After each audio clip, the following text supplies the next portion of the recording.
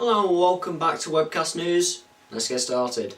Firstly, in political news, but kind of not political news, Conservative MP Nigel Mills is in trouble after being caught playing Candy Crush on his iPad during a meeting. This happened last Monday during a parliamentary meeting on work and pensions. This actually happened just before the autumn statement announcement as well, which is not good because you're supposed to be paying attention during them because, your job's on the line possibly with the elections coming up. Mr. Mills said that it was a long meeting about pensions, which is a matter that he finds very important. Yeah, obviously. And they carried on to say that there was a small part where he wasn't really focusing and decided that he would play a game or two of Candy Crush. Worst thing is that he then tried to defend himself by saying that he felt that he had contributed quite a bit to the meeting. Yeah, when you weren't playing Candy Crush. Two things from this. One, some politicians really don't care about anyone other than themselves. And two, they're so far behind that Candy Crush is still a big thing. Or is that just me that doesn't think Candy Crush is a big thing anymore? Next today, Clifton Card Shop is in big trouble after a Christmas card that it was selling got taken down because it was found to be offensive. The Christmas card looked at 10 reasons why Santa lives in a council estate. Yeah, that sounds as bad as it actually was, because then it just did the most stereotyping I think I've ever seen in my life, unless you're Mario Balotelli. Some of the reasons that it stated were that he has a serial record of breaking and entering. He only works once a year. No one ever sees him actually working. And that he drinks alcohol during working hours. Yeah, this actually happened and this was actually a card. At no point did anyone in the processing of this card think, you know what, this might be a little bit offensive and possibly make a lot of people angry, which it has. And it's had a lot of people saying that they've gone way too far with what they've done and that it is totally out of order. However, some people are sort of actually backing the car company by saying that this is just a joke and that people need to lighten up and just be able to take a joke.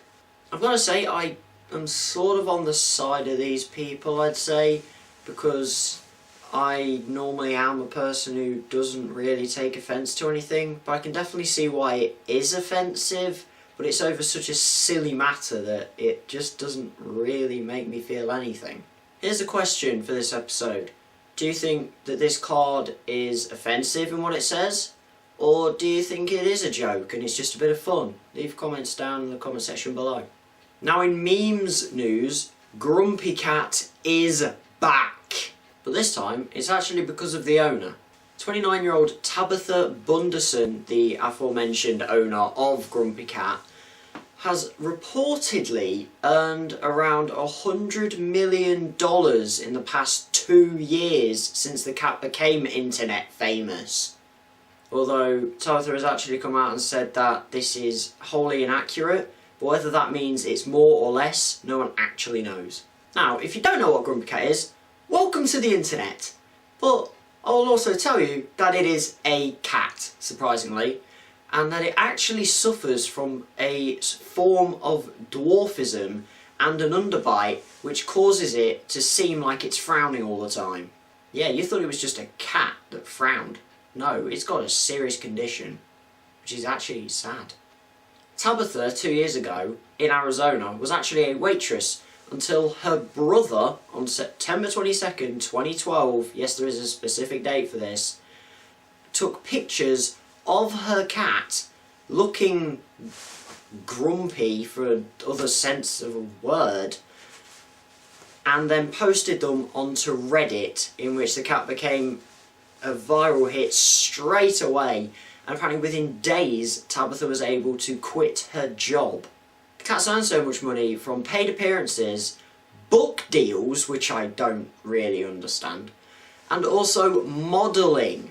Imagine a person with dwarfism trying to get a modelling job. How would that work? Finally, we're going to end on a bit of a darker note, really, because the disappearance and subsequent murder of Annie Devani is back in the news.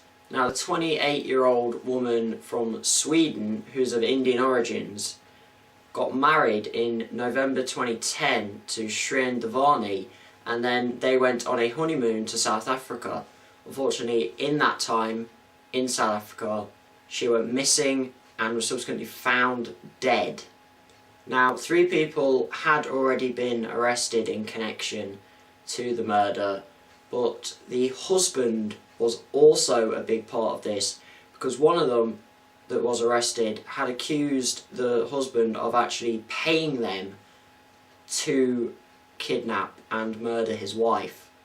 This is back in the news because Shreen Devani today was released, and the court threw out the case, saying that there wasn't enough evidence from the prosecutors for them to actually prosecute Shreen Devani. This has brought reaction from the family of Annie Devani, who say that the justice system have failed them in this case. This case with Shreen Devani actually started back in 2012, but took so long to actually come to an end because a lot of the time it was being said that Shreen Devani had mental health issues, which just seems like a bit of an evasion task to me, but I don't know. He may have actually had mental issues. I mean, his wife got killed, so you are going to have mental problems, especially if people are accusing you of actually paying them and you actually didn't. But I don't know what's gone on. I don't know the absolute facts from this, so I can't really state anything in this. That's the end of today's video. If you liked it, then hit the like button, hit that subscribe button, that's always nice. Hit the share button as well if you think other people are going to like this. And as always, thanks for watching.